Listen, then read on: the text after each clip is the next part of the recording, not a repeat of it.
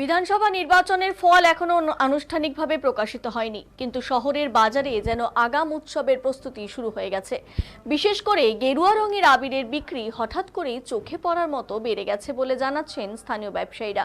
দোকানদারদের কথায় গত কয়েকদিন ধরেই ক্রেতাদের ভিড় বাড়ছে।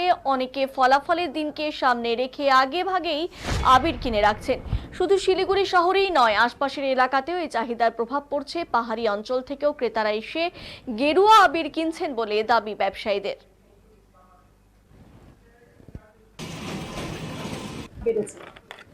আবিরের চাহিদা তো এই ইলেকশনের জন্য হট করে বেড়ে গেল। ভোটের রেজাল্ট আমাদের হোলির পর তো কোনো কিছুই ইয়ে ছিল না, আমরা বুঝতে পারিনি। এখন অনেকটাই চাহিদা বেড়ে গেছে।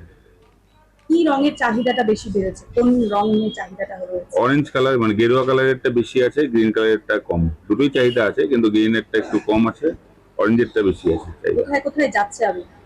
আবির সব পাহাড়ের থেকে যাচ্ছে, এখানে আমাদের শিলিগুড়ি এখানকার, তারপর গ্রামীণ এলাকায়, যে মানে রাজগঞ্জ ব্লকে, আগে আপনার বেলাগোপা সাইডে, সব জায়গা থেকে, ডুয়ার্স থেকে ফোন আসছে, সব জায়গা থেকেই ফোন আসছে। এখন সবাই ওই আরো আরো বলছে যে হ্যাঁ মাল আছে তো, রেডি আছে তো, মানে মানে নিচ্ছে, আবার আবার আরো লাগবে, এরকম সবার একটা ব্যাপার আর কি। মানে সেটাও কি একেবারে, মানে যে রংটা গেরুয়া রং, সেই রঙেরই আবিরের চাহিদাটাই বেশি আছে? হ্যাঁ হ্যাঁ হ্যাঁ, গেরুয়ার চাহিদাটা বেশি। অর্ডারটা বেশি কি গেরুয়ার? গেরুয়া বেশি অর্ডার।